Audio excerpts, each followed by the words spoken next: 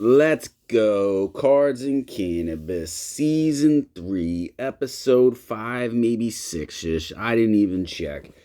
It is a great day. We get to celebrate the King of Kings in the AM, and now we going to be mad binge Star Wars watching in the PM. We got our sponsor, Excess Energy, with some great fresh bud. This is farm. Ooh, boy, this is farm fresh. This is straight picked right out of Buffalo, New York. This is Banana Daddy. I don't even know if it's a hybrid or an indica, but it is off the charts. We got one ready to go.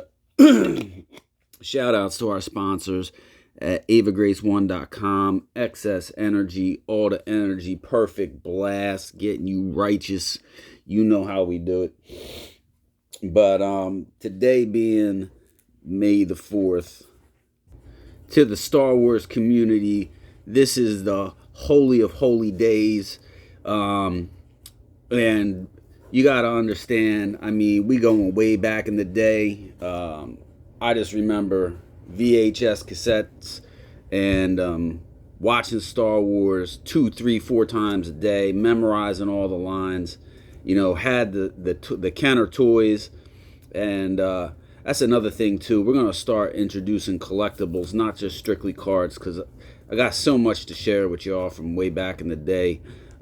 Still got my Millennium Falcon. Still got my TIE Fighter. I've been looking to get a good X-Wing. I got a small X-Wing. He's right over there. But man, it is bomb. The best movie, the best 3 movies ever were Star Wars Episode 4, 5, and 6. And you could say whatever you want to say, but it took Marvel and I believe almost 20 movies in total if you count the first Hulk. I believe the first Hulk was technically classified as the first Avengers. And then your Iron Mans, he had what, 3, maybe 4. You had Spider-Man's, he has Gadzooks, he's got like 5 or 6. There's like 3 different Spider-Mans. You got Tom Holland, Tobey Maguire, and some other guy. Yeah, but needless to say, it took all of what Marvel did with Avengers to finally surpass and eclipse what the first 3 original Star Wars did. So we got an addition to our expanding original autographed cast 1977 through 83, right?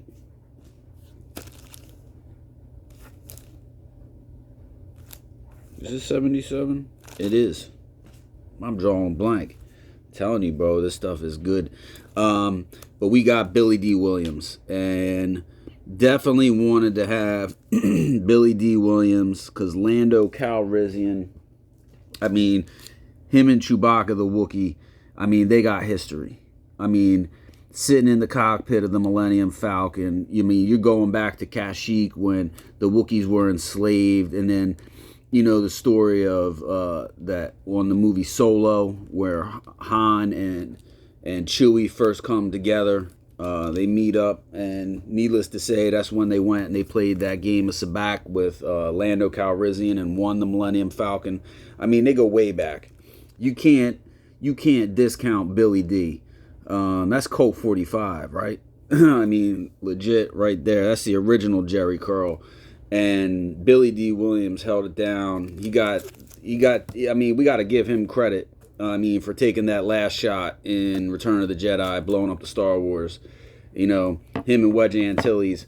I mean, they was ripping through, boom, boom, boom, boom, boom, and then that last shot when he comes shooting right out of the Death Star, and he's like, whoa, and then they start like over the moon of Endor. Billy D. That's the dinner there on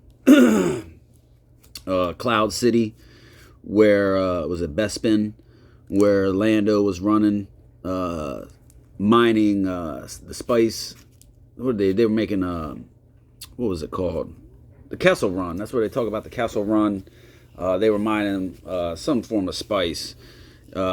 Ironically, it's like it's interesting how you see a lot of copies. I mean, Star Trek was Star Trek, but Dune, I mean, when they talk about spice and everything like that, I mean, Star Wars had it first.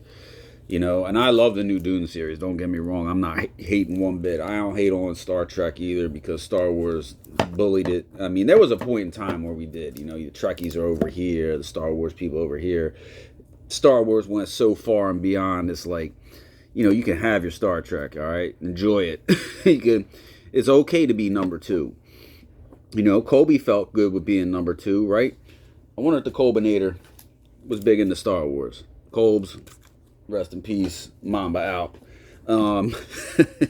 Gotta love it, man. What a legacy. No better legacy that I could think. George Lucas, Star Wars, amazing. But we going through. You got the Boba Fett. We gotta have. You can't just have David Prowse and not have James Earl Jones. It's just not happening. And I look across the room. I see Mark Hamill over there. We're still in the works for getting Carrie Fisher and Harrison Ford, Kenny Baker, Anthony Daniels. This is the original. Ian McDermott.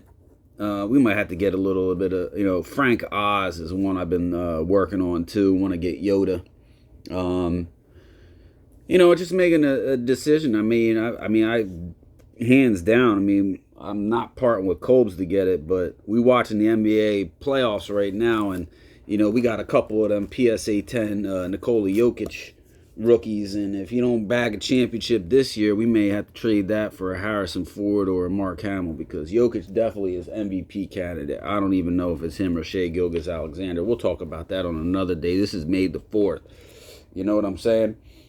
We're in 2025. We're about to get lightsabers, for real lightsabers. We're about to get Elon taking us to Mars. You see what I'm saying? We may even get an X-Wing in my generation. I don't know. Bitcoin goes to the moon. Who knows what people are going to invest their capital in. We might make the Millennium Falcon and make it into a drone. Who knows? A drone-shaped Millennium Falcon. That's what I want. They're making all these drones. I want an X-Wing shaped drone. I would fly around in that. I definitely would. I would whip the crap out of that. Could you imagine? You imagine getting a drone in the shape of a TIE Advanced? Man, come on. That's the Lamborghini or Ferrari of drones right there. Get a TIE Advanced shaped drone. One passenger. That's all you need. You don't need company up there when you're whipping around. But needless to say, salute, shout outs to all the fam in the Star Wars community. Still going strong. Definitely passing that legacy down on to the kiddos. We got the Lego Star Wars that's made a significant footprint. For all my Fortniters out there, we've been running around with lightsabers all day long, slicing and dicing. And it's going to be something that I think is worth the investment long term, if you look at it from that perspective, or if you look at it as, hey, I just want to get my money back someday from this great hobby of collecting collectibles and sports cards. I think Star Wars is a safe bet for that.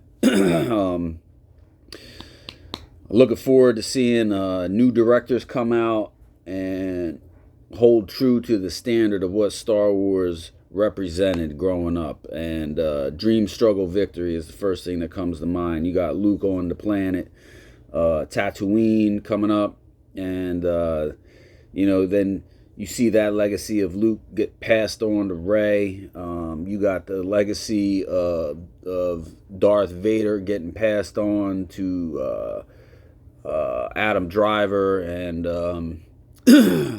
it's just like,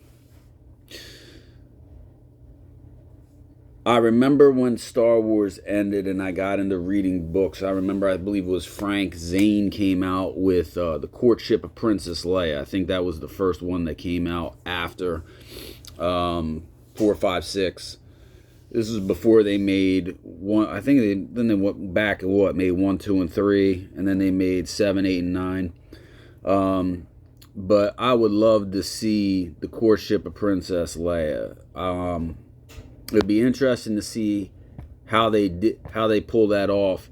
But I mean, that explains a lot as to where Kylo Ren came from. You know what I'm saying? Like, that explains. I mean, they go to the, and that'd be great because they have a. I remember reading that book. I mean, check me if I'm wrong on some of this stuff from that. I mean, I read this 20 years ago, but I remember there was a whole bunch of um, a whole chapters of taking place on Kashyyyk, and you got the Wookiees. They would harness the Rancors.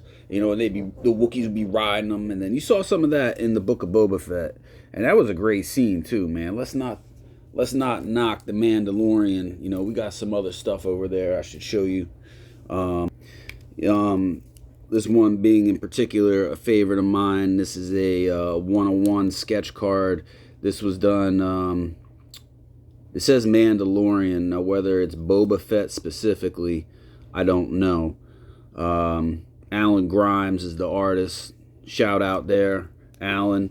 You going back, I mean, we got some of the old school right here. These are the originals. This is X-Wing fighters right there. Let me see. Oh, you got, these aren't, I think these were like 2015, this series, or 2012, something like that. You got the whole crew. And Mace Windu, so probably 2015, I would guesstimate. Got Kylo Ren in this series too, so more than likely 2015, because Mace Windu may have been a little bit earlier because he was in the first 3. Purple lightsaber can't knock Mace Windu's role in everything either. He was a high-level Jedi, was sat at the round table of the Jedi Council, gave input to Yoda and Obi-Wan. He may have been even higher than Obi-Wan. I'm not certain. I have to go back and rewatch. But, yeah, may the 4th be with you. Shout outs to everybody that's out and about. Stay lifted. Do it the right way. Be of the right age. Buy it from the right places. Make sure that you support your local dispensaries as they're getting their foothold. Just making sure we putting out our best foot forward.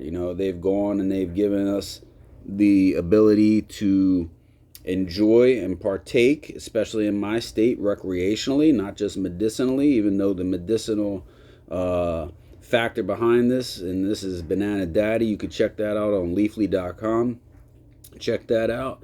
And then, as always, shout out to the sponsors, Ava Grace One. But everybody enjoy the day, and we'll catch up with you on the next episode. Peace.